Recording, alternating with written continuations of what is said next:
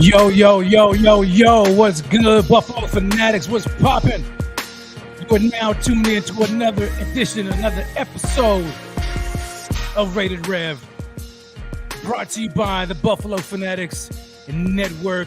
You know how we do it. Grace and peace to all my brothers and sisters out there right now who are watching us live on whatever platform you are choosing, whether you're on YouTube, Facebook, Twitter, all of that in a bag of chips. It doesn't matter. You are tuning in right now to the best network, bringing you nothing but the best in Bills content. And you already know who it is, baby. It is the BF Network. Do me this favor while you're watching live so far. Yo, say what's up to everybody in the chat right now and let me know where you guys are watching from. I gotta know. This is the roll call, baby. You know how we do it. Rated-Rev Wednesday Night Live. Let's go, baby. Let's go. Let me know where y'all watching from. I see Ronald Enix in the house, Fireball in the house. It's Psycho in the house. Yo. I hope you guys are ready. Hope you guys had a great start to your week. It's midweek, it's hump day, but we getting over that hump because guess what? This is game week, baby. Game week. That's right. We got a game. The Buffalo Bills preseason game kicking off this weekend, this Saturday. Oh, man, it's about to go down. So let me know where you guys are at, where you watching from right now. Ricardo in the house. Yo, I'm going too fast. So Redfield in the house from Buffalo, New York. What's going on? Ricardo from Miami, 305. What's happening? Is that Joan or Joanne? Where you at, Joanne? There you are. Daytona Beach, Florida. What is good? I bet the weather is off the charts right now. Yo, I've got Heather Bentley coming in from Jupiter, Florida, from Amherst, New York. Go Bills all the way, no doubt. This is how we do it, man. We're gonna take time right now. I want to recognize everybody in the chat right now because guess what? You didn't have to tune in tonight, but you chose to tune in to your man Rev, and I am so appreciative. Renaissance man, what's going on? Daytona Beach in the house. Yo, we popping off, man. Bakersfield, California. What's happening? Juice and Vincent all the way from PA. What's good? Yo, I'm excited, man. I need you guys to bring the energy, man. Bring the juice in the chat. You know what I'm saying? Because you know Rev, you know me. I'm going to bring it. I'm going to bring the juice. Gary Park all the way from Chesapeake, VA. What's happening? Jeff King. What's up, my brother? What's going on, Jeff? Good to see you, my man. Grace and peace to you, buddy. Bob Forbes coming in from North Tonawanda. Hey, get you something to drink. I know it's midweek, but it's all good, baby. We talking about the Buffalo Bills, and they got a game this weekend, so grab you something to drink. Let's get it popping. Jason Taylor in the house from New York to Connecticut, back to NY. There you go, baby. That's how we do it. Gabe Ferrero all the way from Tallahassee, Florida. Jeff Hayes coming in from Rochester, New York. Yeah, man. And while you guys are here right now, ladies and gentlemen, do me this favor. In case you are not connected to the Buffalo Fanatics Network, this is what you need to do. You need to like this. You need to subscribe to the channel, okay? But not just the YouTube channel. We are everywhere. We are all over the place. Every social media network you can think of, the Buffalo Fanatics are there. Facebook Live at Buffalo Fanatics. Instagram at Buffalo. You already know. But if you want to know where else we're on, go to supportbf.com. Supportbf.com. You see it on the side of my banner right there. On the right side there, there's supportbf.com to follow us on all of our social media platforms and share it. Share all the links to all your friends, your family, your loved ones, your haters, all the people who talking about the Buffalo Bills like they ain't gonna do nothing. Send it to them. Your friend who's a Cowboys fan, send it to them. It's all good.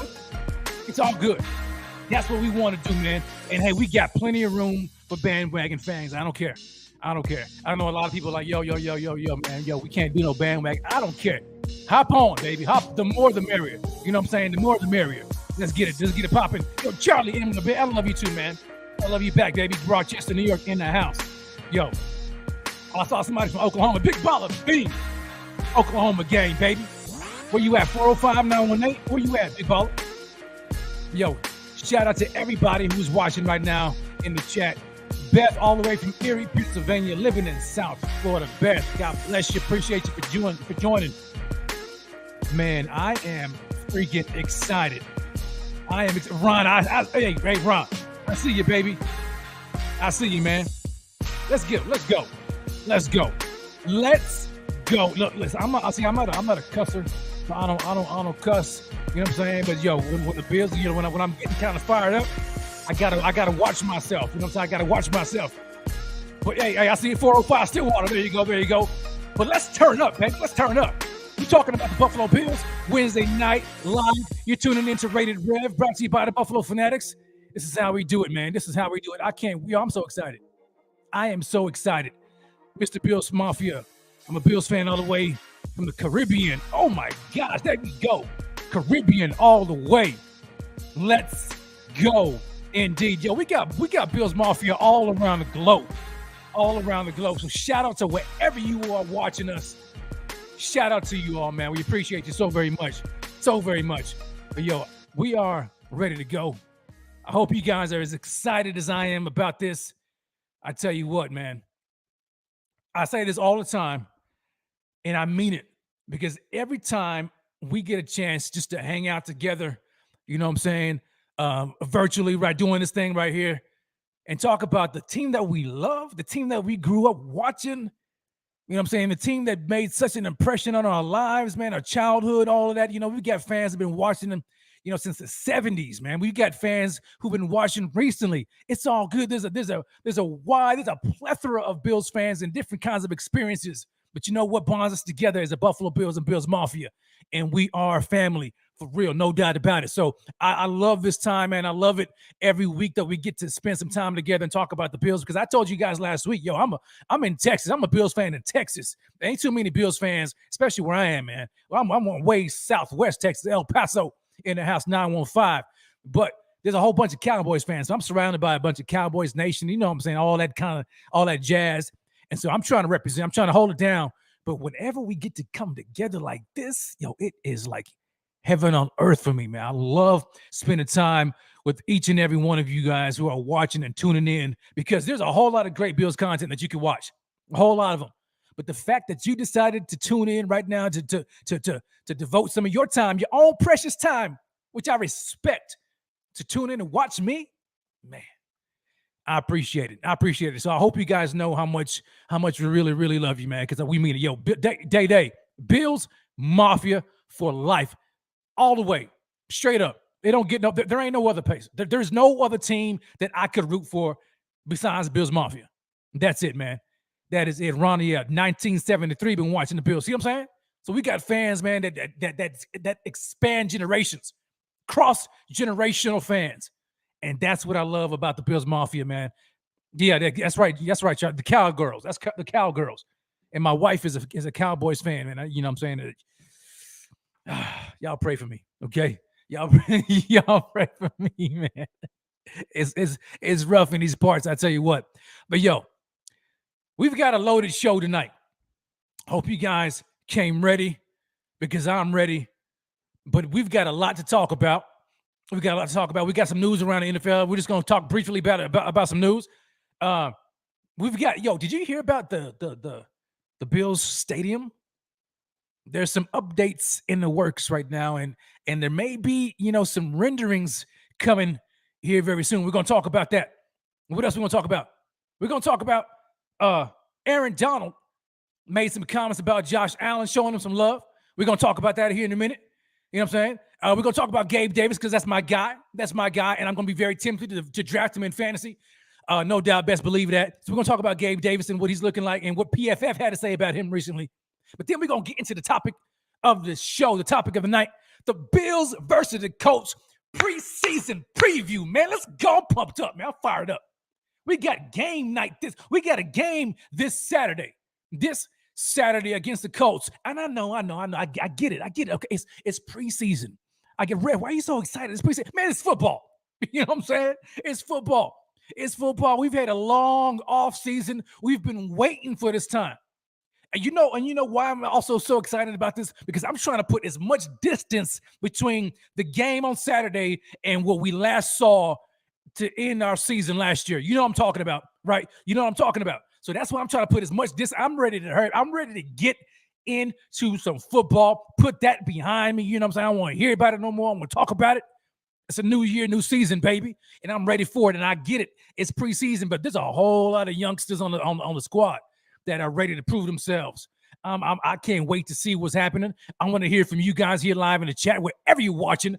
Yo, make sure you get active in the chat. Get active in the chat, because you know why? The BF chat pops off, baby. This is what action is. It ain't me. It ain't this chocolate brother. Or maybe I ain't so chocolate. Maybe I'm a little, a little burnt caramel or whatever. You know what I'm saying? I don't know. You know what I'm saying? But whatever. But regardless, you know what I'm saying? The action ain't with me, baby. It's in the chat.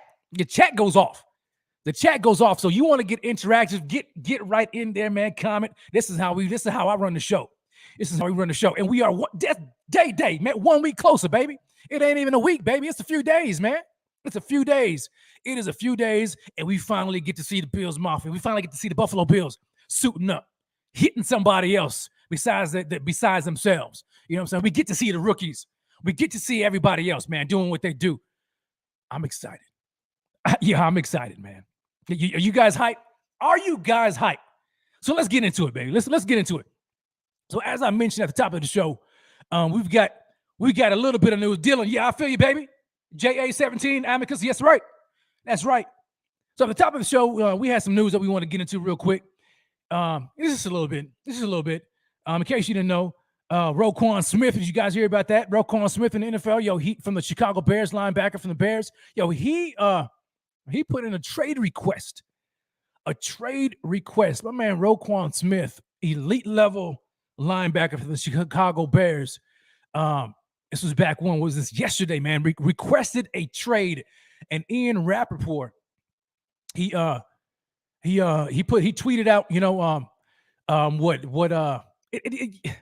tell me this. Let me say this.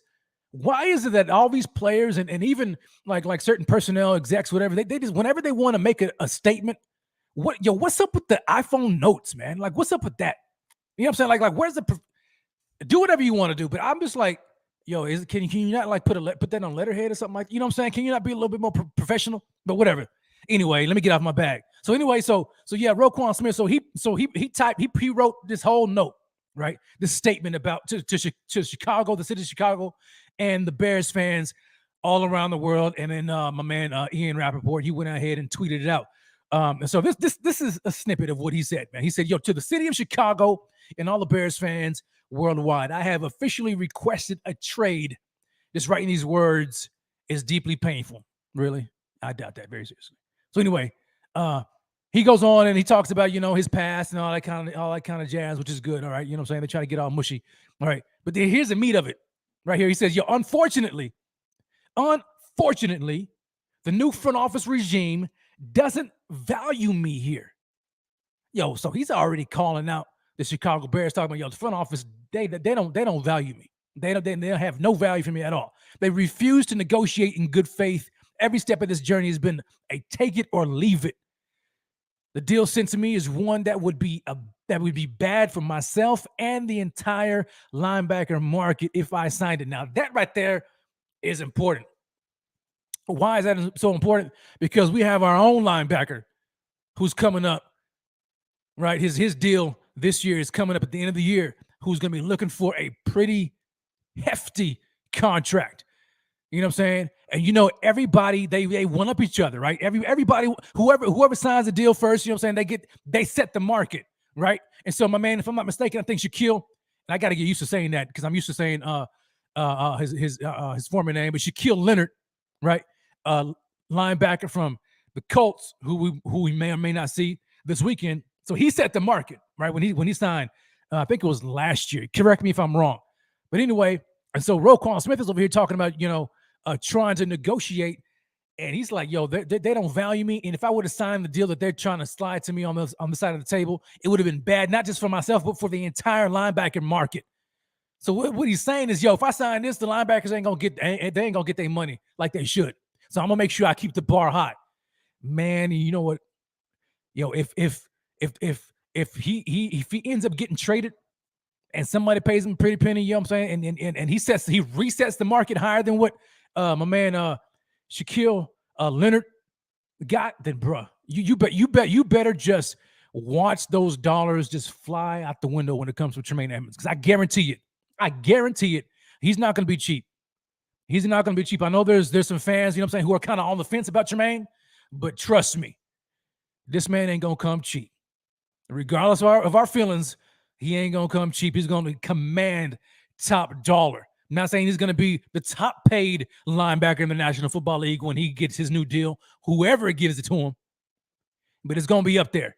And so Roquan Smith, he's like, man, that deal was boo-boo, man. That's what he's saying. That deal was boo-boo. It would have been bad for me and the rest of the linebacker market. He said, I've been trying to get something done that's fair since April, but their focus has been on trying to take advantage of me. So he's just calling them out. He's calling them out. And then he goes on talking about, he hadn't had the chance to speak to the McCaskey family, and maybe they can salvage this. But as of right now, I don't see a path back to the organization that I truly love. So, man, Chicago is in a pickle right now. Chicago is in a pickle, no doubt, because Roquan Smith, man, is a top linebacker. The linebackers of that ilk, they don't grow on trees. They don't grow on trees. So, man, Chicago, they're going to have to do something.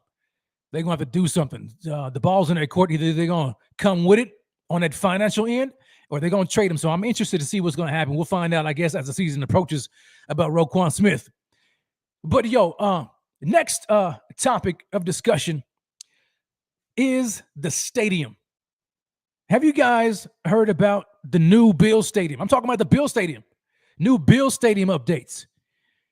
The new Bills Stadium updates, man, have come out. And matter of fact, this came out on the BuffaloBills.com. This was a couple of days ago. And they were talking about the executive VP and chief operating officer for the Bills was talking with WGR 550, and he was talking about the Bills Stadium project that's to be expected to be completed for the 26th season. And there was a couple of things that he talked about that really kind of made me intrigued me a little bit here, and that's particularly about some of the features in the stadium. So off the top, he had mentioned, like, a lot of people have been looking for a lot of the stadium renderings, right? Wondering, like, when are those renderings going to come? You know what I'm saying? And like, when can we expect that? And so basically what they said was, it's coming soon. It's coming soon. The renderings are public. Hold on, let me quote it. So what Bills fans can expect to see once the renderings are public is a plan to create a stadium that will be one of the best experiences to see an NFL game at.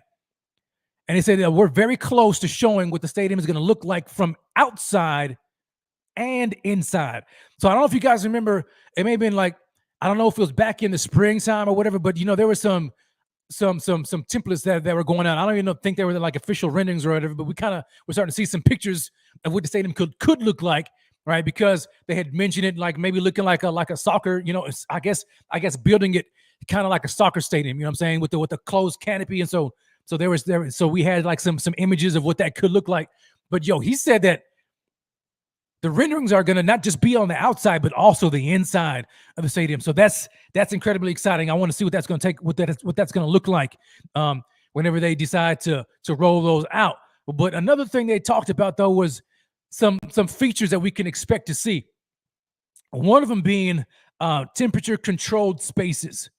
Temperature-controlled spaces that are going to be in the end zones and the club seats and even in the upper decks.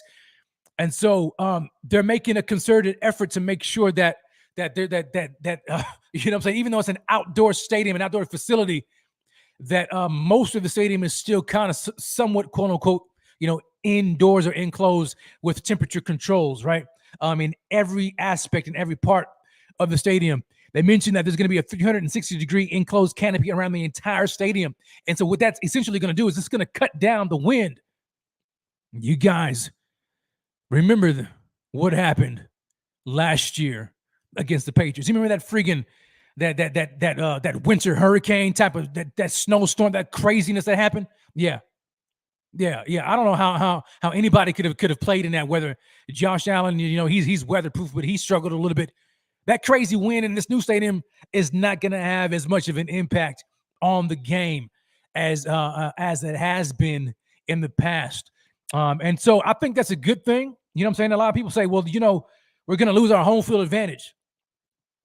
I mean, not really, you know what I'm saying? Because I can understand if our team was built, you know what I'm saying, like that. If our team was that type of team, you know what I'm saying, that love playing in the snow, and you know what I'm saying, like they were an old school ground and pound team where they didn't throw the ball a lot and they're just going to just run it down your throat. That would make sense. But we've got one of the best quarterbacks in the National Football League. Elite level Josh Allen, throw the ball a country mile. Why do you want him throwing in that kind of weather? You don't want that to happen. You know what I'm saying? Even though he has an arm that can cut through that wind, you don't want that type of a disadvantage for you guys. You know what I'm saying? So you want the weather to be as controlled as possible in this type of environment, man. We want this team to be firing on all cylinders. And as long as Josh Allen is a quarterback, we want him to be as at peace and as at rest as possible. So we're gonna so they're anticipating that with this new 360-degree canopy, it's gonna cut down on a lot of that wind, which is gonna be good. It's even gonna be good for our kickers. Tyler Bass is gonna be good for him. It's gonna be good for Matt Araiza. You know what I'm saying? If he's still on the squad by the end 26, you know what I'm saying? So it's gonna be good all around. It's gonna be good all around.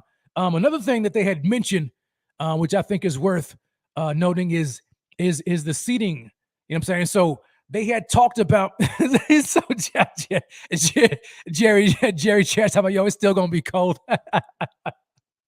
Hey, family, you know what I'm saying?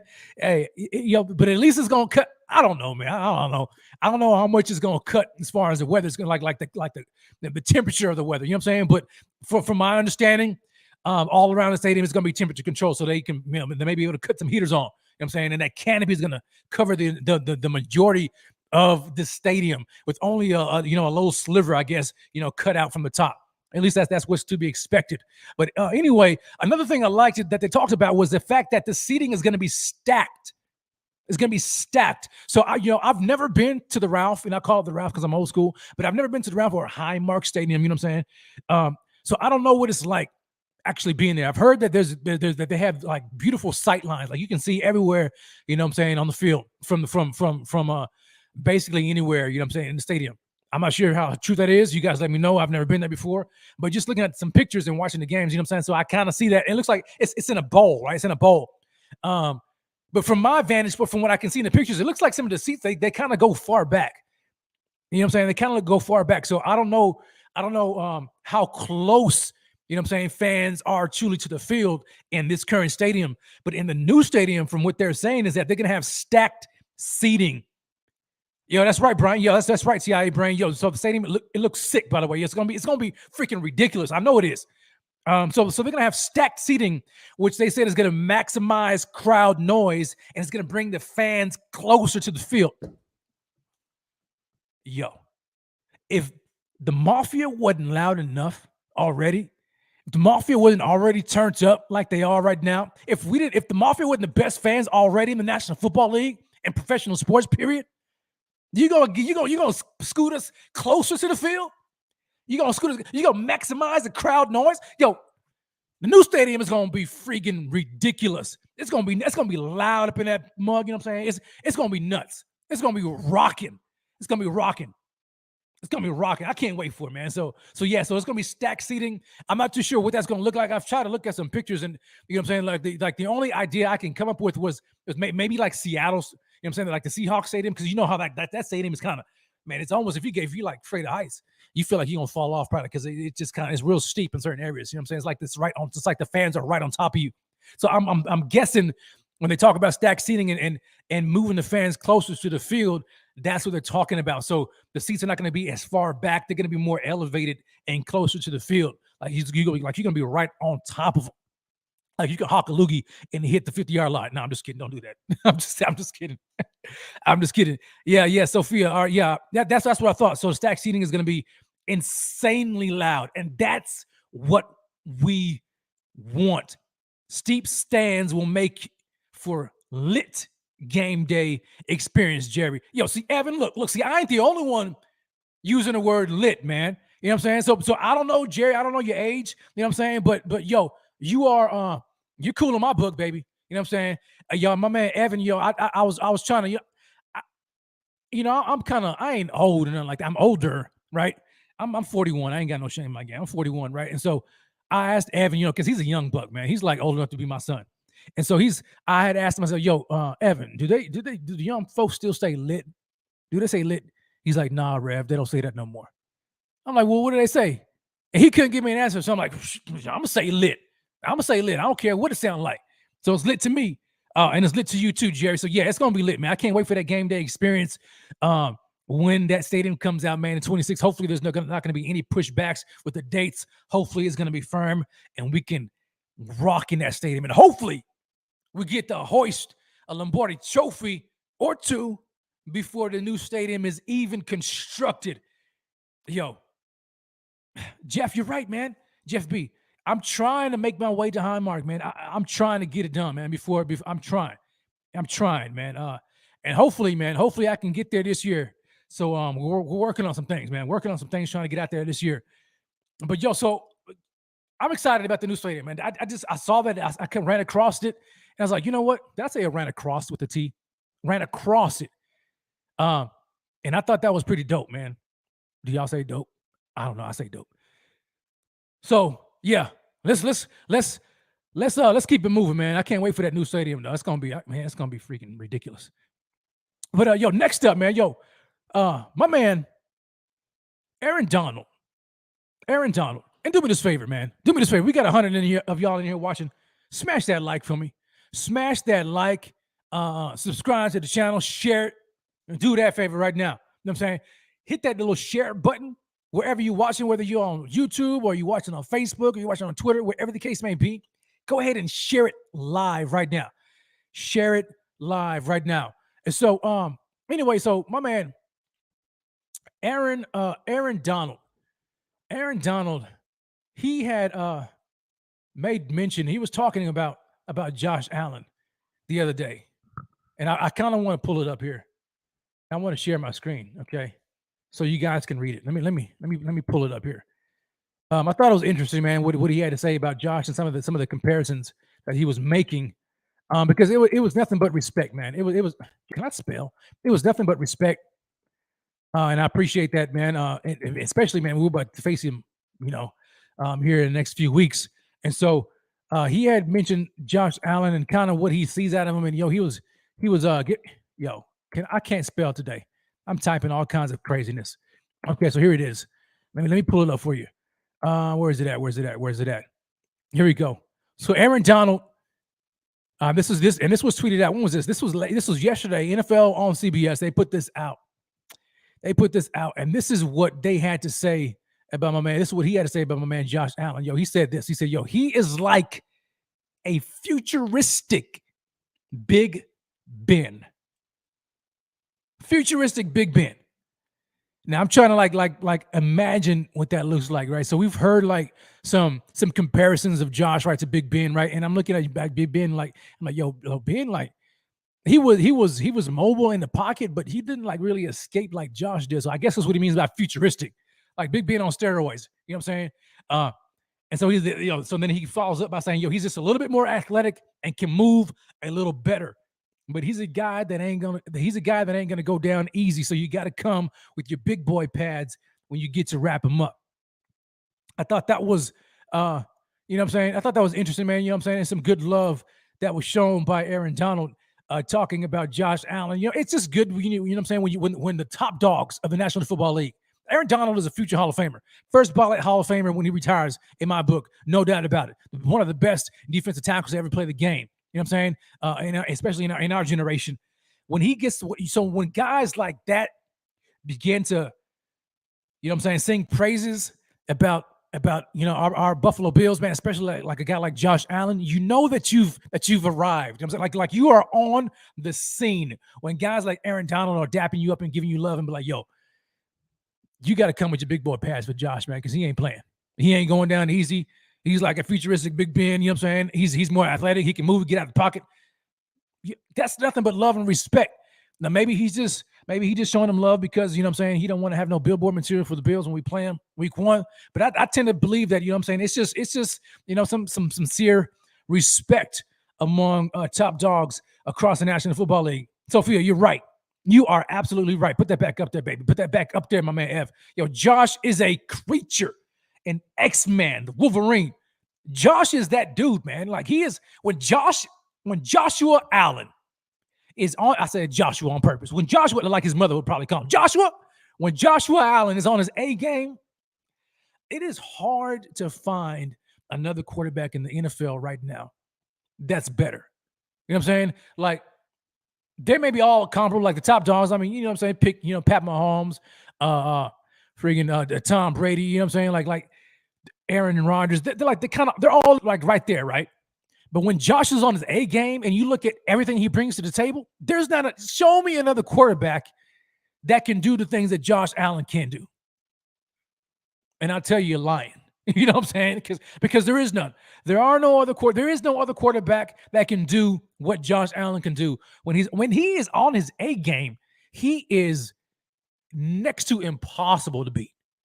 We saw that. I said I wasn't going to bring this up. I said I wasn't going to bring it up. And we saw it last year, right?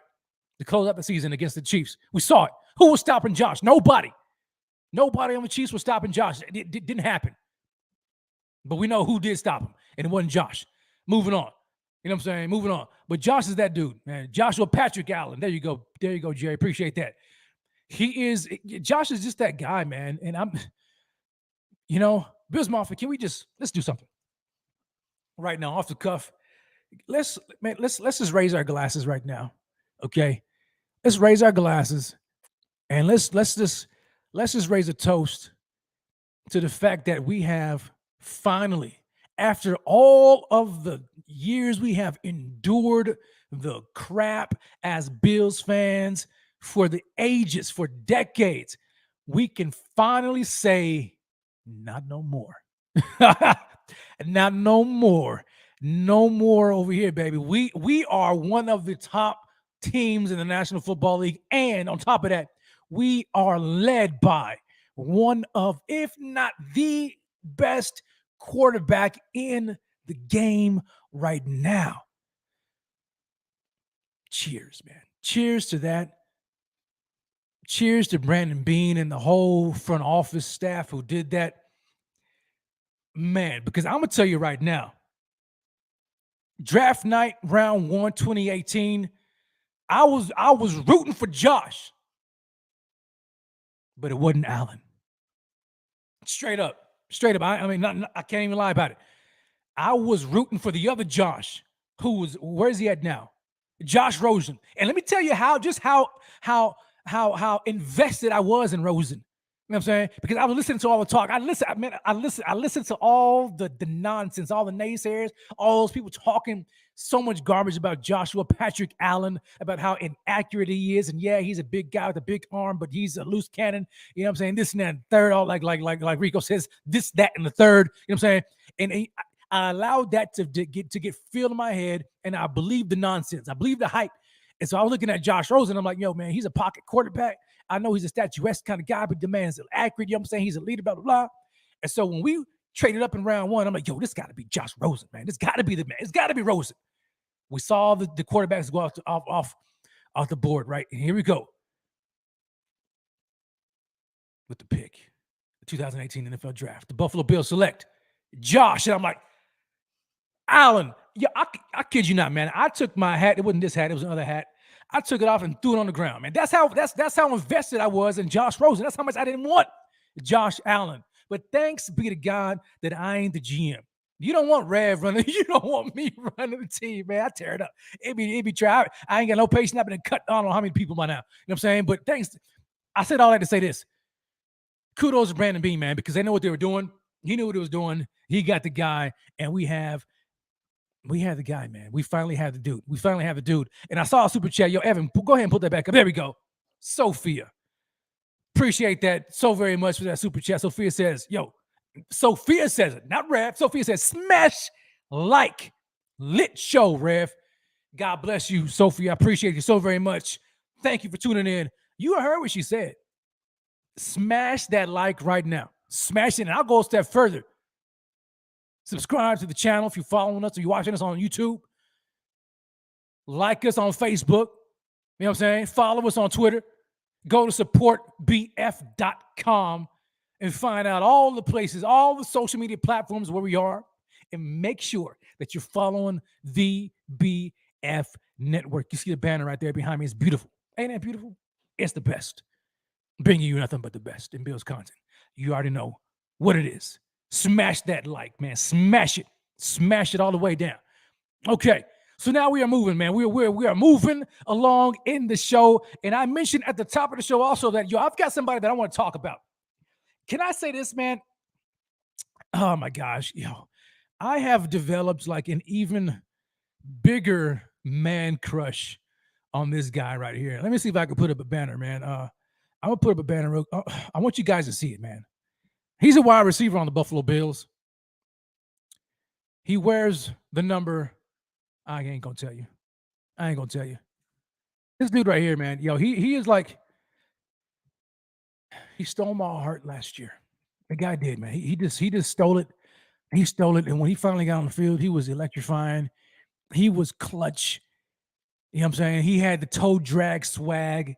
He was doing all of that. The man was Mr. Touchdown King. You know what I'm saying? Don't drop hardly nothing. Mr. 15 plus yards per catch, per reception. I'm going to get my words right. It is none other than my man, Gabe Davis, y'all. Give my man, Gabe Davis, a hand right here because, that dude right there, I have an incredible man crush on Gabe Davis. Ain't even going to lie. Don't even care about it. I see the man in public. You know what I'm saying? I might try to give him a hug. He might throw me to the ground. It's all good. I love me some Gabe Davis, man. Love me some Gabe Davis. I tell you, I kid you not. This guy right here, he's going to explode this year. He is going to explode this year. You watch what I say, okay? On my mama, okay? On my mama, baby. Gabe Davis is going to explode this year. He's going to be that dude. He's probably going to be a top 10 wide receiver in the National Football League. Probably, you know what I'm saying? He's going to be up there. Gabe is going to have that kind of a year. Just an incredible ascension. We've already seen glimpses of it over the past couple of years. Whenever he got his opportunity, the man just performs.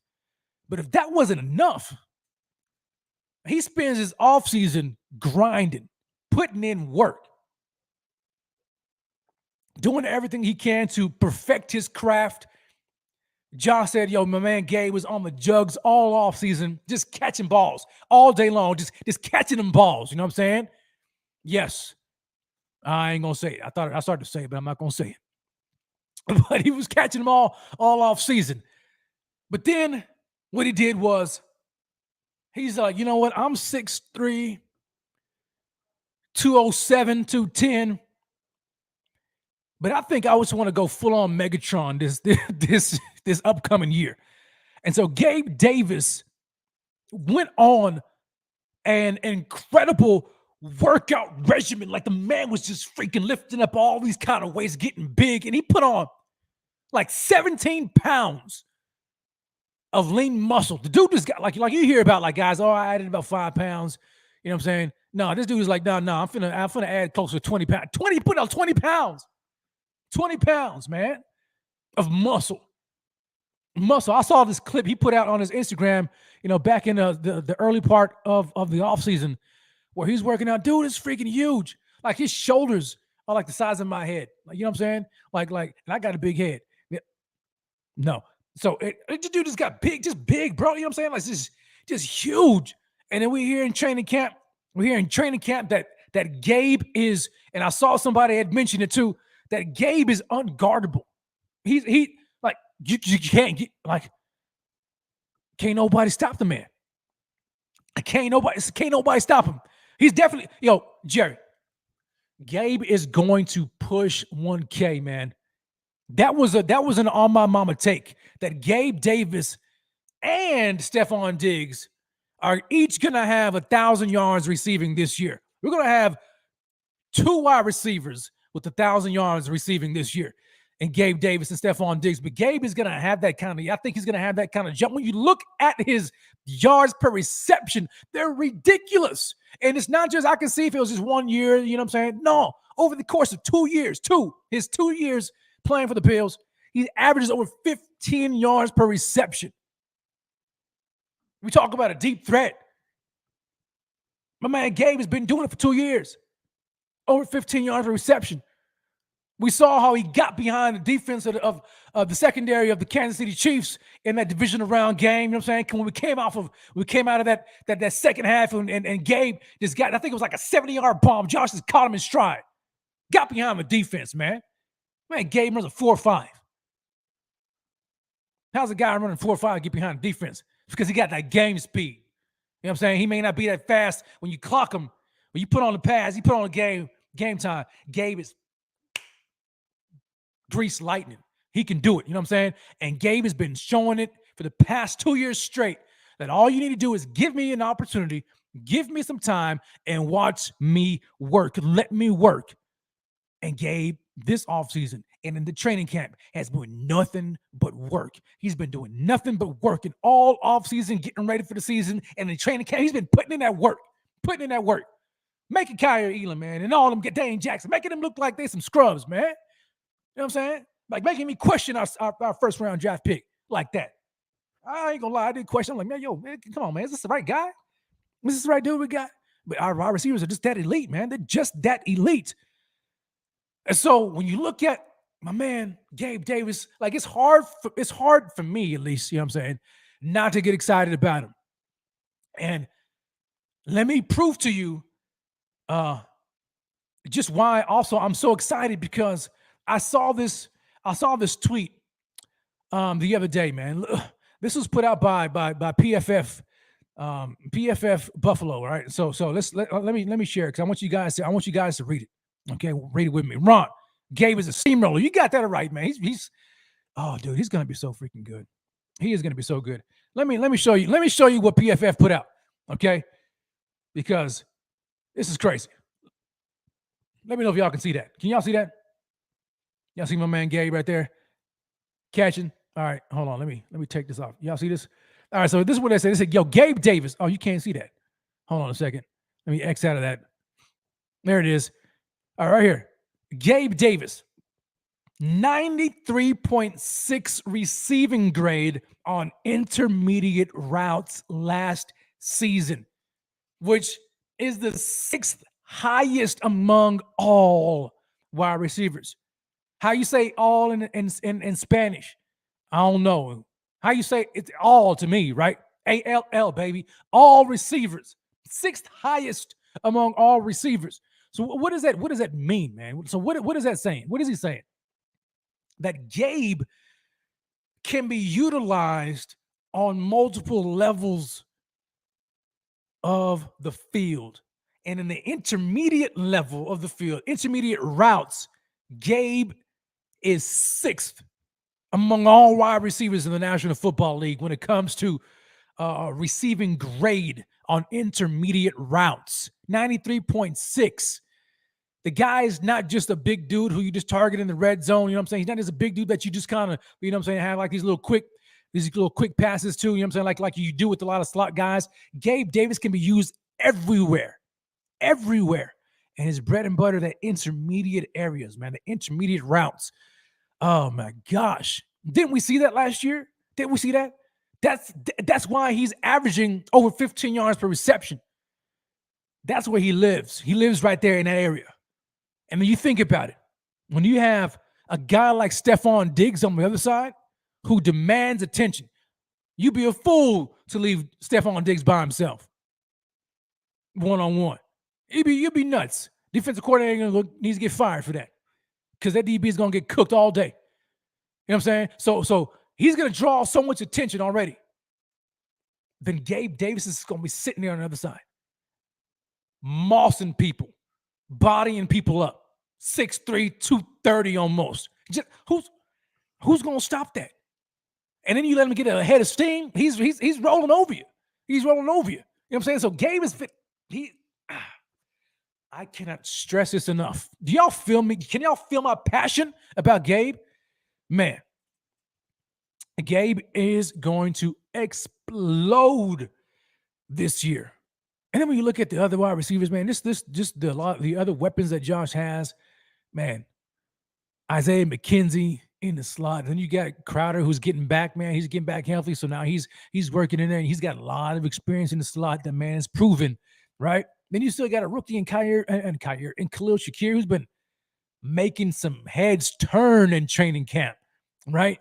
We got that, not to mention Dawson Knox, OJ Howard, James Cook lining up.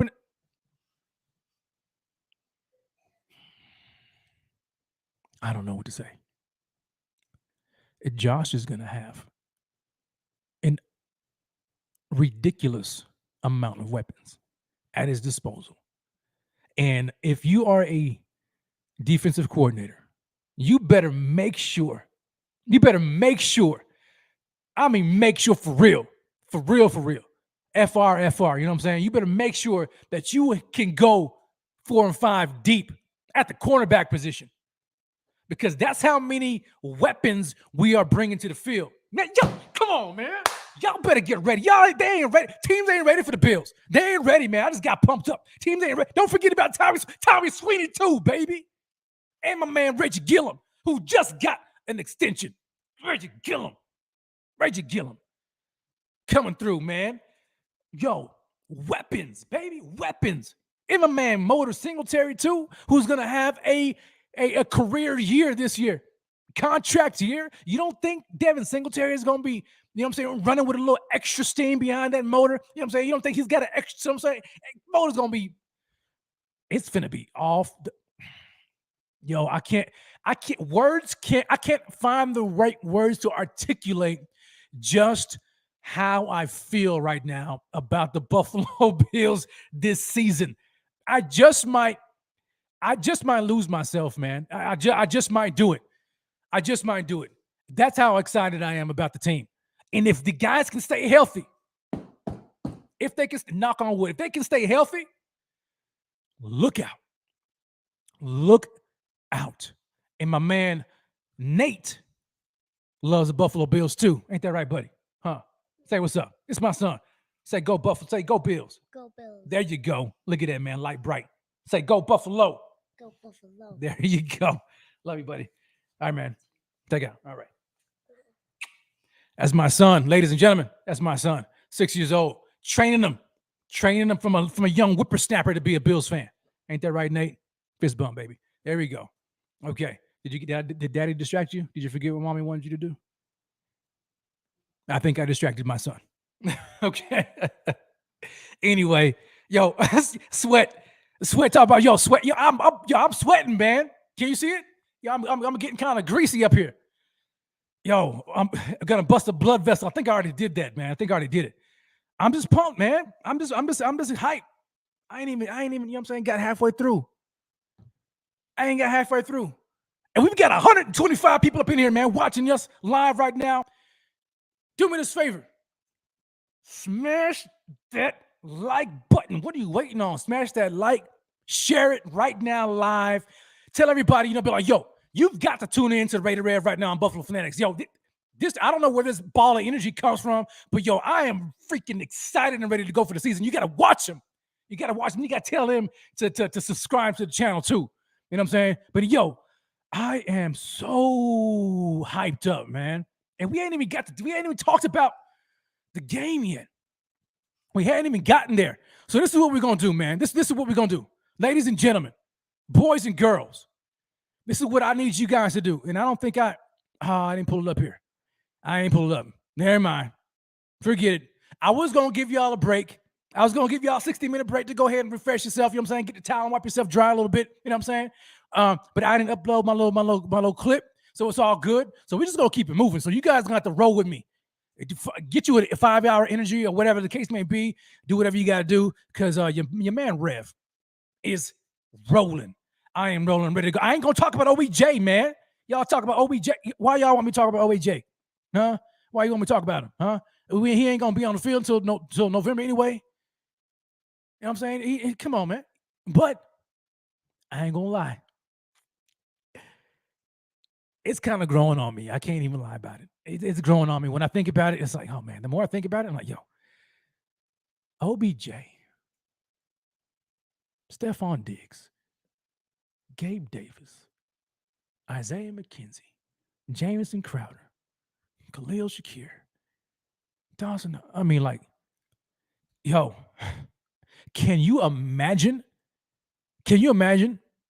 And I was like that guy, like I was like, because I'm thinking like, yo, man, I don't want nobody stealing no shine from my man Gabe. You know what I'm saying? That's my man right there. I don't want no Emmanuel Sanders coming on the squad again, you know what I'm saying, and pushing my man Gabe down the depth chart again. I get it, you know what I'm saying? We all about that, you know, we just trying to win. We're chasing the ring. I get that, but I don't want to stunt his growth and his development. But if OBJ can come in there understanding, where he is in the offense and is cool with the, you know what I'm saying, with the complimentary role, whatever the case may be, he still demands attention. The man gets fully healthy. He is still a very, very good wide receiver, very dangerous. You put them three, just think about it. Diggs, Davis, OBJ. Then you go 4 wide, you put McKenzie out there. Or you switch it up. Good luck. And if I'm all for it. I'm all for it. If my man Brandon Beane decides to go ahead and do it late in the season, pull the trigger on bringing OBJ, because we already know he's already recruiting him. My man Von Miller's been recruiting him. They're good friends. He's like, yo, come over here to Buffalo, man. Chase that ring with me, baby. We did it last year. Let's go get another one. Let's go do it. So if you don't think Brandon Beane is listening, you don't think Brandon Beane is thinking about it, you got another thing coming. He's thinking about it. Brandon Beane is 5 years down the road. That's how far in advance Brandon Beane is. He's already down there. I'm sure he's already thought about it. And he's probably already reached out to his representatives and it's like, yo, we'll holler at you here come, later on in the season. We'll check out your injury status and see how everything rolls. You know what I'm saying? And then we'll finish up from there. But man, just imagine him, for a playoff push, a Super Bowl push. I'm all for it. But you know what else I'm all for? I'm all for all of you guys right here who are watching me and tuning in to your man Rev on the Buffalo Fanatics Network. I appreciate you guys so much. Smash that like and give yourselves a thumbs up. Give yourselves a thumbs up because you guys are phenomenal, man. We would not be here if it were not for the Buffalo fans. If it were not for Bills Mafia, Buffalo Fanatics all across the world, wherever you're watching and tuning in, we would not be here. So we appreciate you so very much. But another thing I am excited about is we've got game day. This weekend, we have got game day. The Bills versus the Indianapolis Colts. Preseason preview is going down this Saturday. Man, can y'all feel that? Like, can y'all feel that in the air, man? Like, I could smell like grass. And I mean, what I'm saying, I'm just like, that's how ready I am. I'm like, oh man, it's finally here. It's finally here. And man, I can't wait to see what's gonna happen in the preseason, man. I can't wait. And what I want to do is I want to bring on my man Ev, because I want him to chop it up with me a little bit here as we talk about the preseason preview, man, with the Colts and the Bills. Because man, I need to hear his perspective on it and kind of what he thinks about some of the things that are going on. So I'm gonna bring on my man Ev. Ev, come on in here, man. Come on in here. Ev, what's good, baby? How you doing back there? I'm doing great. How are you doing? Man, I'm doing great, man. I'm doing great. Doing fantastic. Yo, Ev, we've got a game Saturday. First of all, man, how are you feeling right now when you think about the fact that there's live action football, Buffalo Bills football popping off this Saturday? Be that as it may, preseason game, whatever the case may be, it's a football game that we get to watch and enjoy. Yeah, it is a football game, and it's getting me really ramped up. I'm just so excited, whether that's just to see some of the backups play, some of the starters that are fighting for starting positions on this roster, just to be able to see the guys back in the actual Bills uniform is something that I'm amped up about, because the last Bills game that I got to see in person or on live TV was the Chiefs game. And I need to see Bills football once again, because the last live action Bills game I have in, my mind is that Chiefs game, and I need to get it out of my mind. So, seeing a little bit of preseason football is going to be refreshing. And, whether that's just to see Case Keenum, James Cook, Tommy Sweeney, OJ Howard, some of the guys on the D-line, linebackers like Terrell Bernard, etc. Right. I mean, that's what it is. I mean, this is what preseason's about. It's to see, all your players play, and I'm excited for it. Yeah, no doubt, man. And Sophie comes in and she says that the entire O-line practiced today for the first time. I didn't know that. I'm glad because I told you guys like last week, like I was getting knots in my stomach, man. I was like, serious concern about this offensive line. Like, what are we doing here? Is the O-line gonna be all right? You know what I'm saying? Come the regular season. You know what I'm saying? Like what's up with that? Because like we got to give them enough time to get to build that continuity. And so the fact that they were able to practice finally together, you know what I'm saying? As that's like that's a relief. I'm glad to see Roger Saffold, that he's kind of getting in some light work here, trying to get back in shape and game shape and getting ready about that. But man, Evan, when we talk about this game, about this matchup, man, is there like, first of all, let me ask this question: do any of the starters play for the Bills? Yeah, for the Bills. Yeah, do you project any starters playing in game one? I think there's a possibility that a few of our starters play.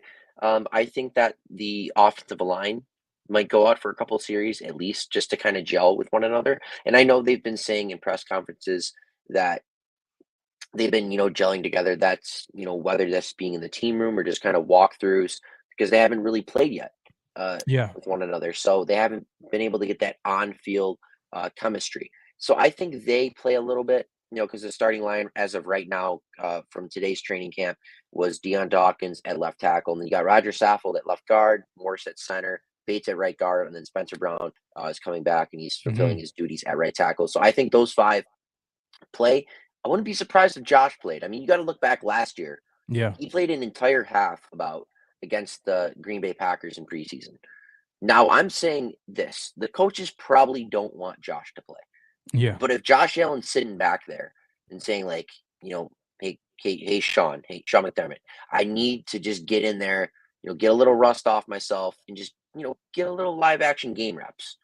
I don't think there's much Sean McDermott can say. Like, if Josh Allen wants to play, Josh Allen wants to play. If he wants to go in there and run it up a little bit for like three or four drives, let him do it. Yeah. I think it's a possibility. Other than that, I mean, you might see Singletary, Cook, Moss, if you want to project those guys as starters, McKenzie. I'd probably say Howard, if you want to say Howard's a starter in certain personnel packages. Yeah, I can see that. And defensively, Elam, Jackson, Benford, I think those guys play. You're definitely going to see Jaquan Johnson and DeMar Hamlin play. Other than that, there's only certain starters. Maybe Rousseau gets a couple snaps, and Tim Settle and Daquan Jones. I mean, I don't know. It'll just kind of be up to, what Sean McDermott has in mind. Yeah, I was like tossing this up in my head, like trying to figure out, like, all right, so do the starters play? Like, I know this is game one. How many games is there? 3, right? Is it 3 or 3, right? So I'm like, okay, are they going to play? Or are they going to wait till like the last preseason game or like the second one to kind of, I'm saying, get more of their, because I think they do kind of progress a little bit as the closer they get to the season. But man, it's like you almost kind of have to like knock off the rust a little bit, right? If nothing more than just like a series, just to kind of get the juices flowing a little bit against some live action ball against another team. You know what I'm saying? I think it's going to be extremely important. And I like how you mentioned the O-line starting. That's incredibly important to me because they have not been together all off season, which is so unfortunate. But I'm saying, at least getting back together. So they definitely need to get back together here right now. And I think they play quite a bit about preseason so that way they build that continuity. There's nothing like game action. You know what I'm saying? There's a lot that they're going through right now. They got a new O-line coach, Aaron Cromer, a lot of new technique, a lot of new philosophies and stuff like that. So it's one thing for you to practice it and rep it against one another. It's another thing to actually go in a live game against somebody else, check how the defense is on you. You know what I'm saying? And just practice against another team. So I think that's where the Bills, we're going to see the offensive line really start trying to gel a little bit as we get closer and closer to the regular season. But you also mentioned Josh Allen. I think this is important too, because guess what? Josh Allen has to throw behind that line. You know what I'm saying? So if he's not comfortable against another team. You know what I'm saying? Like, you don't want going against Aaron Donald week one, the first time that he's ever played behind the start against another team. So I think it's going to be good for him to get behind the guy. I mean, behind that offensive line against the Colts. If anything, just for one series, maybe one play, I don't know. But just to kind of knock the rust off and kind of get a better feel for how the O-line is blocking and whatnot. The teams. I'm glad you brought that up, man. So it's like, so when you talk, so let's go kind of go through the start. So hold on. How long do you see them playing? Do you see them playing like maybe like a couple series, or do you see them like a quarter or half? Like where do you see them? Or how long do you see them play? If Josh is playing, I might see him playing just 3 drives. The starters realistically probably just a quarter. Wait, is my audio crackling up, or is it a lot of the chat? I don't know. I'm seeing the chat talking about it. I don't know if it's me or if it's you. Somebody said, "Yo, Rev, speak human." What do you mean? I am. I'm speaking human. What does it sound like? I can't hear, man. I don't know what's going on. So tell you what I'm gonna do, man. If it's just me, I don't want to mess it up. So Ev, you hold it down. Yeah. Let me back out and come back in, and you guys tell me if it's fixed or not. All right. Yeah, but overall, say to be what the starters might play in this preseason game, I honestly think that the starters will only play probably a quarter, if that. I mean, you got to think like who are the projected starters for the the Buffalo Bills preseason roster. I mean, obviously Stephon Diggs is not going to play. I'm pretty sure he didn't even play last year in preseason. I mentioned that Josh Allen about half, but overall, I mean, you might see Austin Knox get serious here. Singletary, I believe, we get a couple snaps in preseason. But, overall, it's just kind of what Sean McDermott and Ken Dorsey have in store. Just because, you don't want to, get your guys injured. When you take a look back at last year, Ravens had J.K. Dobbins, their second year back, go down in preseason. You don't want that to happen. You don't want one of your stars going down in preseason. That is the last thing you want. And that's Sean McDermott and Ken Dorsey and Brandon Beane all have to kind of, join in and be like, do we play these guys? But I mean, at the end of the day, it's all up to game playing. Obviously, Matt Ryan is going to be playing a quarter. That is what Frank Reich came out and said today. No one can hear me? Oh, man. What's going on? The machines are taking over. Audio just isn't going. Evan's Matrix. All the audio is made. 1 second.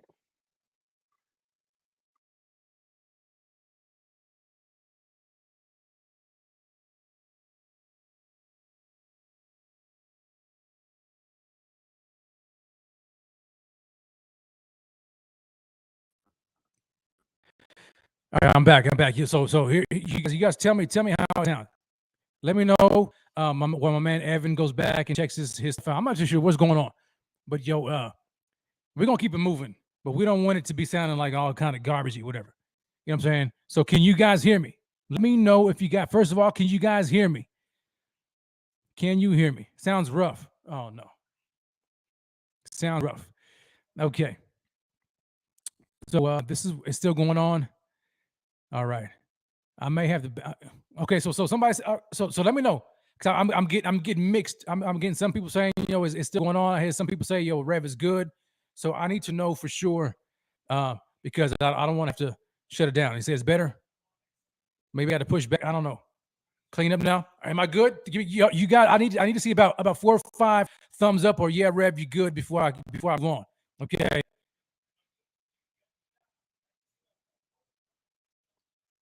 He said it's in and out. I appreciate the content. I appreciate you, Eric. Sounds better. Okay, it's good. I've got a couple in here. Come on, give me more. Get some more, man. We got to keep this thing going. In and out for you, Ty. Let me know. Thumbs down. Staticky.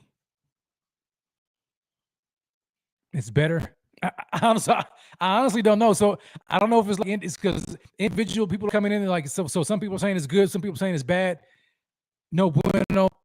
Some people saying it's better.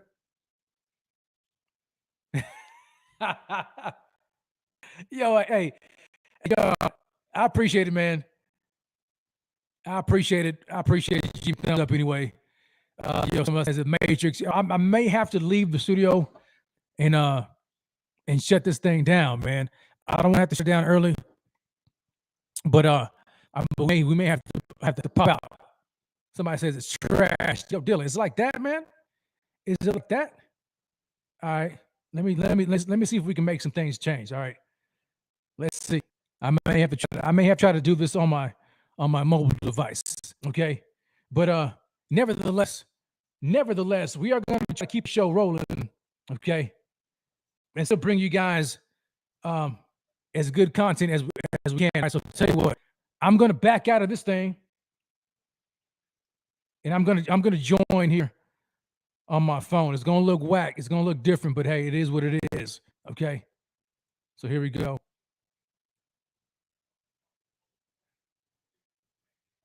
Hold on one second. Hold on one second. It's still good? Still bad? Still sabotage? Oh man, you're still bad, rough crowd? Okay, here we go. All right. Let me back out. I'm gonna leave it and I'm gonna come in here on my phone. All right, here it is. Let's see. Let's see if we can. Yeah, what's up?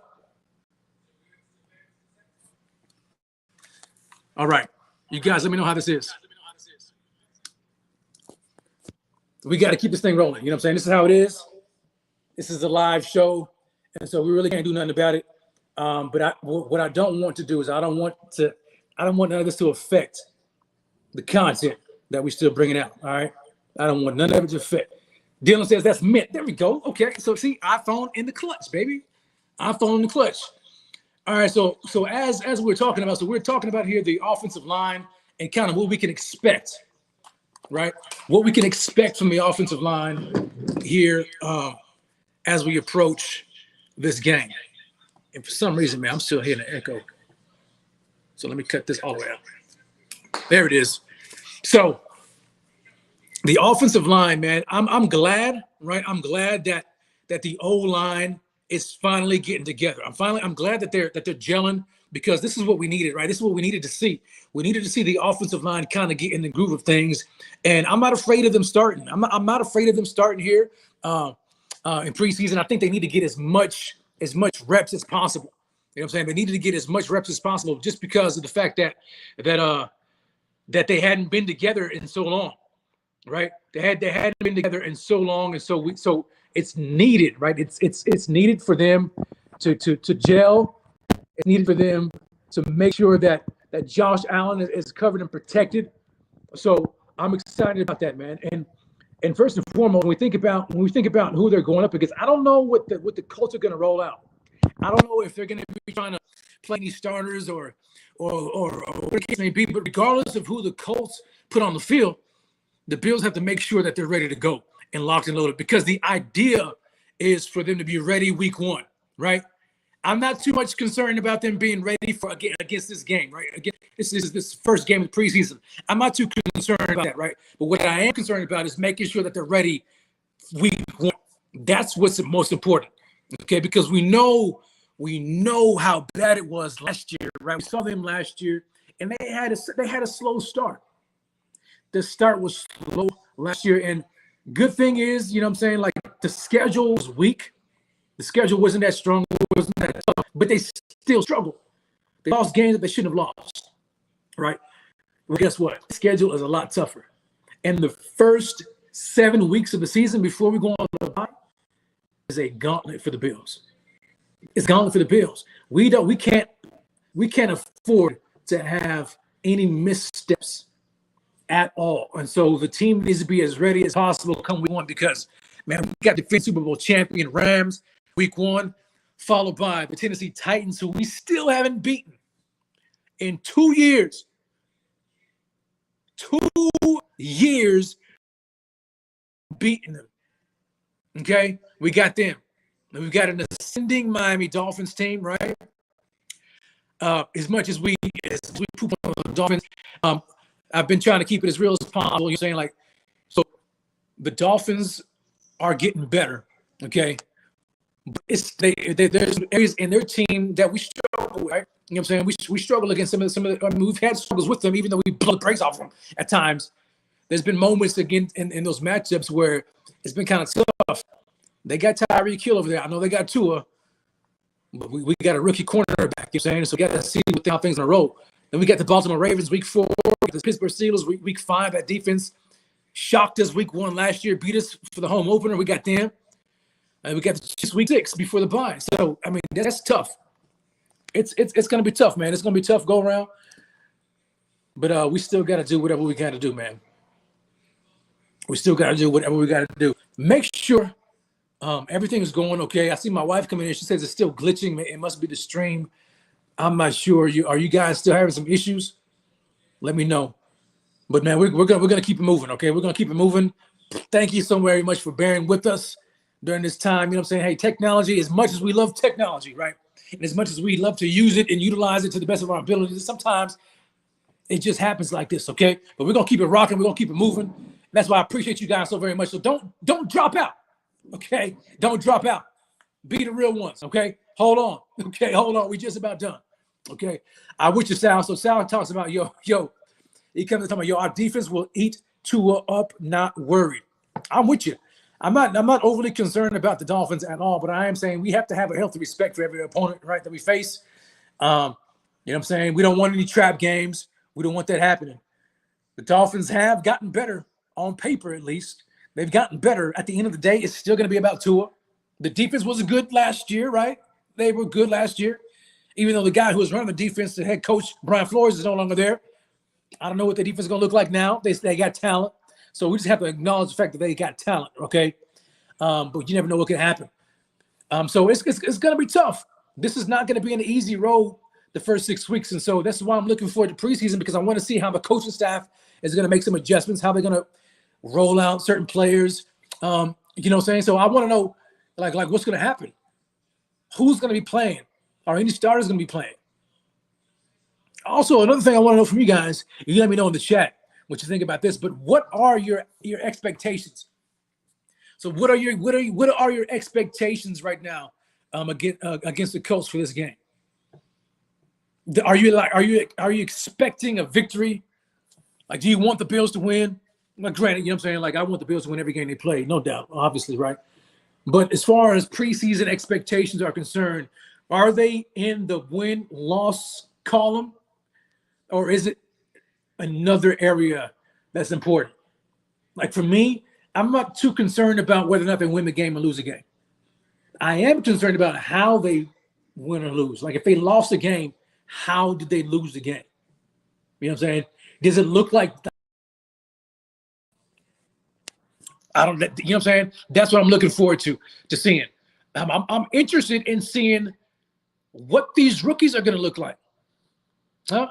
Don comes in, he says, look, I want to see how the Bills defense works. Me too, man, because we've been hearing about it seems like there's been a back and forth, right? All training camp, one day, or a couple of days, the defense has been just on a tear, just terrorizing the offense. And then on another day, the offense has been lighting up. Can't nobody stop anybody, right? And so it's been going back and forth, which is a good sign to let you know that the offense and the defense, they're elite. And this is like iron sharpening iron, right? I mean, this is what you're going to see. You're going to have this battle back and forth. One day is the defense, next day is the offense. But I want to see him against another team, another squad, right? And that's what's going to be important. So winning is not very important to me, man. I just want to see the development. I want to see how they play. Sal comes in and says, it's winning is not important. Winning doesn't matter. Evaluation is key. That's exactly right. And I think that's what the entire coaching staff is doing. Preseason is about evaluation. It's about evaluating new schemes, new ideas, new philosophies, right? We've got a new coaching staff. I know we talk about evaluating the new players, but how about evaluating new coaches, right? We got Aaron Cromer. He's coming back, right? But we got to evaluate Ken Dorsey. What is Ken Dorsey going to look like in his first game, calling a game for the first time ever against another team, right? He's been doing it throughout camp, right? But against another team, what does that look like? How does he call plays? Does he have a feel for the game? Is he gonna? The offense gonna have some stalls? You know what I'm saying? Like a lot of the evaluation is beyond the players, but it's also for the coaches too. So that's gonna be extremely important. Play calling, yeah, Don, yeah, I'm with you, man. Play calling is very, very key as well. And you know another thing that I'm interested in seeing is, and this has been a kind of a knock on Sean McDermott since he's been here, but it's his clock management, right? Can y'all agree with that? It's this clock management. We've been seeing it for a long time. I want to see if he's improved in that area, right? Because you talk a game about being the best version of being, these players being the best versions of themselves. But how about the coaches being the best versions of themselves? And how about the coach don't make mistakes like they did against the Chiefs? I said I wasn't gonna bring that up again, but man, I gotta calm myself down. Okay, I gotta calm myself down. We need to make sure that the coaches are being evaluated for some of the decisions that they make in the game. You know what I'm saying? What are you doing? That's important. I want to know that. I want to see how he's managing the clock. I also want to see, there's been I heard that there's a new emphasis from the officials this year. I don't think it's holding. I think it's illegal contact. Evan, if you're there, I'm not too sure if you know about it. Shoot me. Somebody let me know if that's true or not. But I think the new, because every year it's a certain emphasis, right? This year they're emphasizing, I think it's illegal contact. So, how are they going to adjust to that? How are the coaches going to adjust to that? What the players going to look like? How, what I'm saying? We've already been seeing Kyer Elam been kind of grabsy, right? And the rookie man has been putting some hands on people. And now and then wrong in the wrong kind of way. You know what I'm saying? So with this new emphasis on illegal contact and all that kind of stuff, I want to know if it's gonna expedite his development. So there's a lot to dissect throughout this game that I'm interested in. And so what are you guys' expectations? Let me know. Those of you who are watching me live on YouTube, let me know what your expectations are for the Buffalo Bills in game 1 against the Colts. Those of you who are watching Facebook, let me know what your expectations are for the Buffalo Bills this Saturday against the Colts. Wherever you're watching, let me know what your expectations are, baby. You know what I'm saying? That's how we do it. Skirt, you know what I'm saying? For sure. I'm on my snowman. Skirt, you know what I'm saying? My snowman vibes. Anyway, so yeah, I'm looking forward to that. Injury-wise, it's good to know that the offensive line is kind of getting back healthy, right? So that's a good thing. We're still waiting on Trey White. Still waiting on him. Guys are going to be waiting on him for a while. You might as well just temper expectations about when Trey White is going to come back, because what's important for me is that Trey White comes back fully healthy. That's what I want. I want Trey back fully healthy. I'm not too concerned about him being back week 1. As much as I would love for him to come back week 1, that's not really a thing for me. I want him to be fully healthy.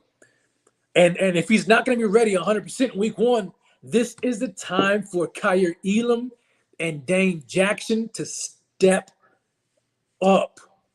These guys got to step up, because guess what? The task that they've got coming. Nah, I'm not talking about Saturday, right? Because granted, you know what I'm saying? I mean, they got some guys, Michael Pittman Jr., they got a rookie Alec Pierce, they've got another guy, I'm drawing a blank, Paris Campbell, but I don't know if those guys are going to be playing Saturday. But I'm talking about the regular season when we face off against Cooper Kupp and Allen Robinson and guys like that. You know what I'm saying? And then week 2 against Robert Woods and Treylon Burks, and then Tyreek Hill and those guys. You know what I'm saying? Like, they got to be developed. They got to be ready to go. Locked and loaded, ready to go. But you know who else is ready to go? My man, Don Handsome, coming in with a super chat. Don, what's good, baby? Appreciate that super chat. He comes in and just says, yo, go Bills, baby. Go Bills. As you already know, look, you see the shirt, man. God bless. And go Bills, man. That's what it's about, baby. It's all about the Bills Mafia. I'm excited about this game. I'm looking forward to so many things this game, but definitely looking forward to some live action, man. I'm gonna take a look at the Colts also. I don't know what they're gonna be trotting out on the field. I don't know if they're gonna be bringing out starters or whatnot. I am interested in some of their players. I do want to see some of the rookies. Like they had a good wide receiver, rookie by the name of Alec Pierce. I think he came out of Texas Tech. He's a good wide receiver, and I think I've been hearing some buzz from Colts camp that he's starting to get some first team reps as a rookie. We already know what Michael Pittman Jr. did last year. He did pretty good, right? Another guy I'm looking forward to seeing for them is I want to see Jelani Woods, tight end, who came from University of Virginia. I know who else wants to see Jelani Woods, and that's my girl Trish.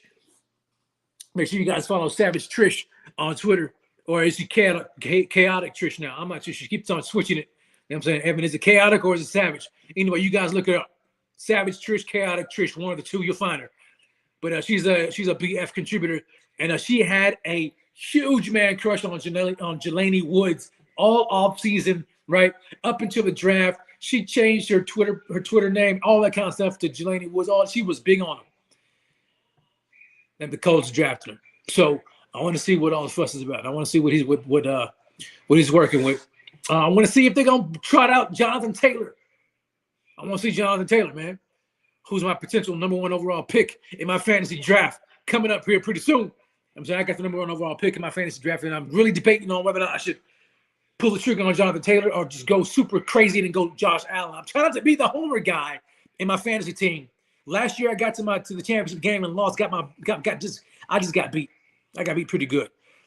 In my league, it's all about running backs, and I don't want to lose out on top running backs. Anyway, so yes, it's Savage Trish. Go follow Savage Trish on Twitter. Savage_Trish on Twitter. That's my girl. She loves Jelani Woods. So anyway, we're an hour and 23 minutes here in the show. Again, appreciate so very much all of you guys who are watching. You've been tuning in for this long. We've been watching. We've been going on for an hour and 20 plus minutes, yo. And I'm gonna bring on my man Ev one more time. Oh no, Ev, hold on. I think he's still having some technical difficulties, so I'm gonna leave him back there. Are you good, Ev, or what? Are you good or what? What's up? You want to test it out? Come on, test it out, man, because we're gonna close the show out. All right. Are we good? Everyone in the chat, let me know right now. Yeah. If not, I will pop right back out.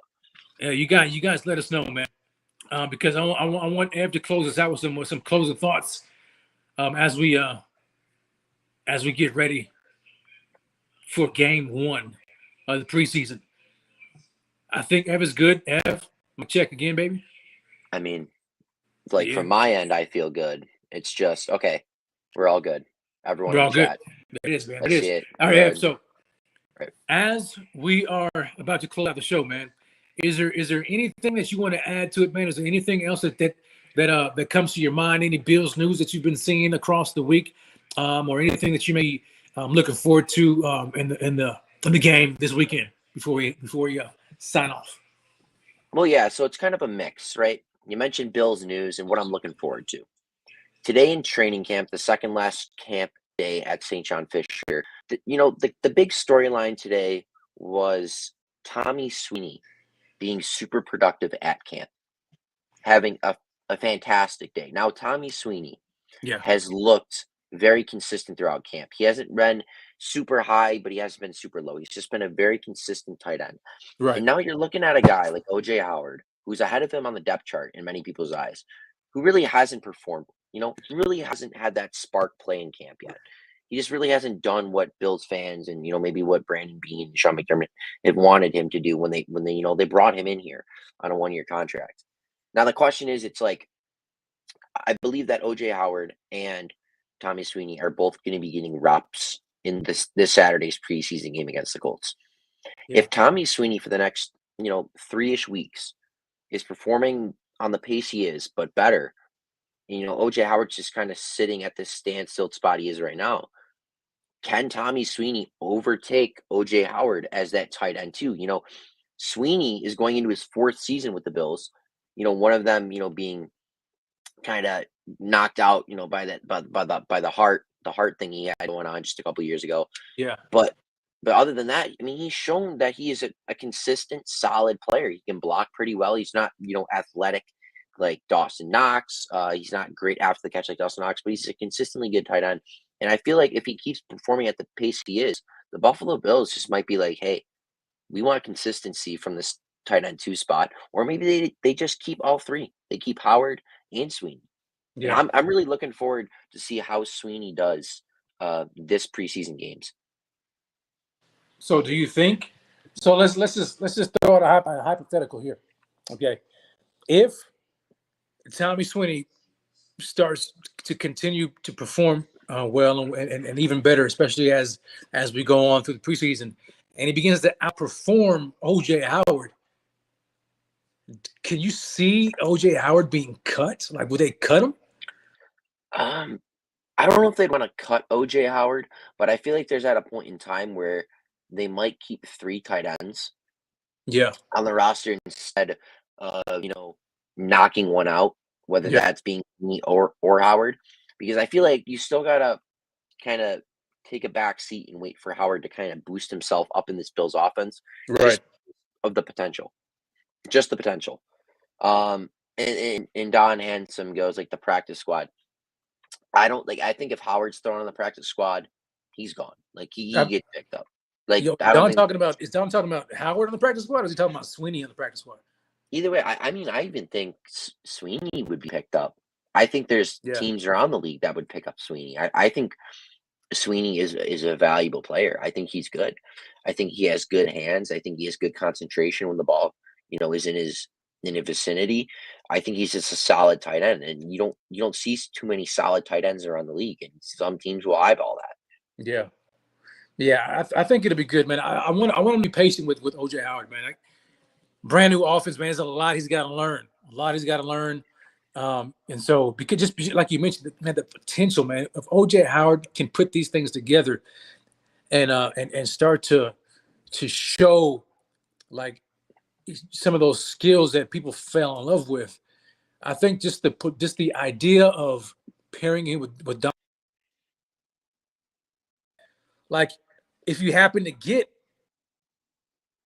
Sweeney, I think you could just only make the offense and make the tight end room that much better. So, yeah, I'm definitely looking forward to that, man. I want to see OJ Howard perform well, but I'm glad that Tommy Sweeney is finally, because I was ready to ship him. I was ready to be done with Tommy. I was like, I don't think Tommy's got it, man. But maybe he just a late bloomer. Maybe it just took him a while, you know what I'm saying, to get to develop, which is cool. That's fine as long as they develop in the right time.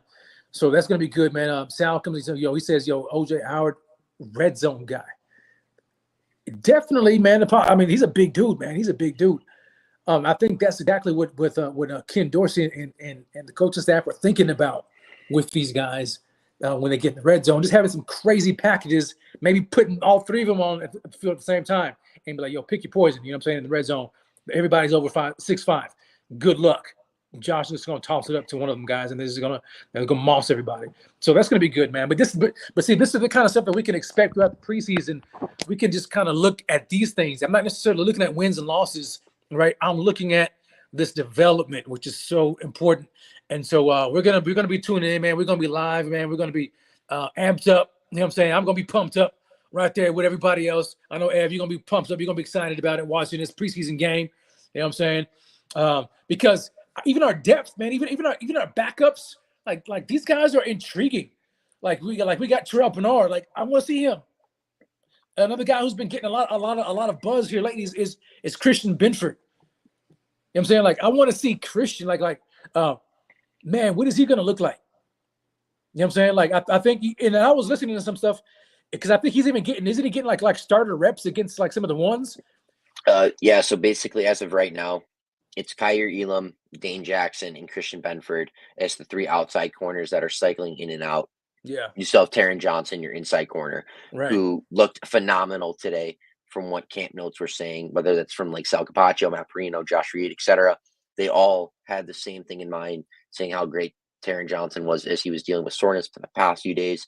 But yeah, Christian Benford is taking first team reps, and that's something to look at. I mean, this guy was a 6th-round pick out of Villanova, and many people thought this guy could have been drafted probably in the 4th or even 3rd round, and he fell to us in the 6th, and we got lucky with that caliber of a player in Christian Benford, and I don't think we should take it for granted. We shouldn't look at Christian Benford and go, oh, he's a 6th-round pick. He shouldn't be able to outperform a guy like Kyer. Yeah, right. I think we should look at it and be like, okay, we have 2 guys now that can perform at a first-round pick value or at a first-round pick level. You got a guy in Kyrie Elam who's a first-round pick, and a guy in Christian Benford who's a sixth-round pick, but is outperforming right now a guy like Kyrie Elam who was a first-round pick. So, I mean, you just got to credit Brandon Beane and, the scouting team and just everything in general, and also Sean McDermott for being able to, build these guys up, from the groundworks. He knows how to build a corner. He knows how to just, get the most out of a cornerback, whether that's a prospect or a veteran, etc. And I know we got to base on performance. We haven't seen these guys play an actual NFL game yet, but all we got on them right now is training camp and practice. So that's what I'm going to go with. Yeah, I mean, that's all we got to go on, man. And Christian Benford, man, and like you mentioned, that's one position that I'm not concerned about developing, right? Because we've seen it. We've seen what I mean, they look what they were able to get out of Levi Wallace. You know what I'm saying? An undrafted guy like him. So Christian Benford, man, if he can develop, I don't know if it's you, Evan, but I'm getting like mad Aaron Williams vibes from that guy. From kind of the stuff that I've heard, like it seems like he may be. I mean, he's a big corner. Like he's like 205. He's 6'1", about 205. Bigger dude. I don't know if he can play a little safety. I don't know. I believe he can. I believe he can play a little. He's kind of scheme versatile. I'm just getting mad Aaron Williams vibes, man. Because I don't know if you remember Aaron Williams, man, but he came Jarvis out. Landry took him out, man. Yeah. Oh my gosh. Yeah. Came out of Texas as a cornerback and then converted to safety, but had ball skills, man. And so like maybe Christian Benford has that, and maybe he can provide that flex. You know what I'm saying? So that's good. But this what I'm talking. This is what we're talking about, Fanatics. This is what we're talking about. This is the things to look at and to look for throughout preseason. Look at the guys. Notice look at like bottom of the roster guys. I'm like, reason. No. Look at the development. Look at guys like Christian Benford. Look at the draft picks. They've nailed these draft picks, man. You know what I'm saying? But we're going to see him here in live game action to really find out just how good they are. And so it's going to be good. I'm excited about it, man. I can't wait for the game. I'm pumped, man. I am pumped. Are you pumped, Evan? You pumped, man? You pumped for this game? Nah. No, man. I'm pumped. I'm pumped, man. Who would be pumped for a Buffalo Bills game? We're back this Saturday. It's game week. Like it's honestly amazing just to be able to say, you know what? It's Bills game week. It's not like, okay, we got the Bills game coming up in 2 or 3 weeks. We'll get ready for it. We'll get the tailgates ready. We'll get the plans to go to so-and-so's house for the game or do whatever. Now it's like, okay, today's Wednesday. Tomorrow's Thursday, Friday, Saturday. That's game day. Like that is the first official game day of the season for the Buffalo Bills is this Saturday at 4:00 Eastern. Man, I'm pumped. I'm just fully ecstatic. Rev, keep popping in and out. It's gonna be nice. Hey, yo, am I popping out again, man? Is my Wi-Fi acting goofy? Yeah, Rev, you've been popping in and out for the last 15 minutes. Oh yeah. Look, man, look. We're about to get out of here, man. I can't take this more. I can't take it. But you know what I can take? I can take every last one of you guys for being troopers. Man, I've been watching us go for all of our technical difficulties and all. Salute to the chat. Salute to everybody who's been watching. We've got 100 people still up in here rocking with us. I appreciate that. Wherever you guys are watching from on Facebook, appreciate it very much, man. You guys mean the most to us. And so with that, man, we're going to respect your time. Get ready for this game. It's going to be off the chart. I can't wait. It's going to be dope. All that, Evan, is what I say. And so next time, man, you guys, make sure you be good to each other. Enjoy the rest of your weekend. I'm trying to find my brand. I'm trying to find my banner to throw this ticker up there. There we go. There it is. There it is. I'm gonna throw this ticker up here. Yo, make sure you stay tuned because can you guys see that? Did it come up? Is my ticker rolling? No. All right, it ain't rolling. Can you hear?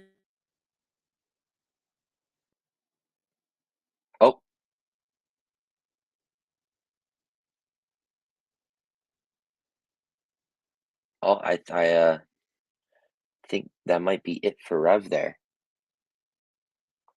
Oh, all right. I'm about to end it over here. I think if Rev is about to join us again, I don't know, but I just want to say, thank you guys for joining. Obviously, technical difficulties has been, something on our part. We, we'll get back Friday. I'm pretty sure Rico is going live. So everyone stay tuned for that. Rico will be live Friday. And, we'll have an awesome pregame show with the Writers Club on Saturday. That will be huge for us. But overall, everyone have a great night. Wait, Rev, you coming back on? Rev, you coming back on?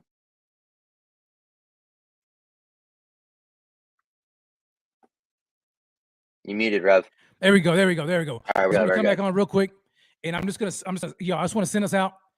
Salute to everybody who's been watching. I appreciate you guys so very much. Please, man, forgive us for this technical difficulty. Stuff like this happens. It happens, and it's just unfortunate that it happened tonight. But we're gonna keep it moving. We're gonna keep it rocking. Salute to you guys. Make sure you stay connected to the Buffalo Fanatics Network. Wherever we are, follow us. Go to supportbf.com, download the BF Network app, do all of that, and follow us on all of our social media platforms. Salute to you guys so very much, man. Enjoy the rest of the show. Not the rest of the show. Enjoy the rest of your week. Stay tuned for next week, later in the week. Not next week, later in the week, for my man Rico coming in on that Friday Night Live Rico Report coming Friday. He's going to bring that heat. You know what I'm saying? And then we got the Writers Club Saturday right before the game. So it's, we've got the content coming. It's going to be off the charts. It's going to be popping. So you guys make sure you stay tuned to that and then watch throughout the rest of the week through all of our social media and watch content that we put now, man. We've got a whole lot of contributors that have been doing a whole lot of work for you all, man, just because we love you guys that much. So until next time, I appreciate everybody who's been showing us love. Thanks so much, Jeff. I appreciate that. Hey, that's our time, baby. That's our time. You know how we do it. Let me get my banner on, man, because I've been going back and forth from my phone to this, and so now I want to make sure I get my thumb just right. I want to make sure I get my thumb right. Here we go. I gotta play my music, man. I gotta play my music on the way out. Salute. Smash that like on the way out. Subscribe to the channel. Like. Do all that kind of stuff. Until next time, man. God bless. Grace and peace to you guys. And as always, baby, as always, it is Go Bills. Go Bills.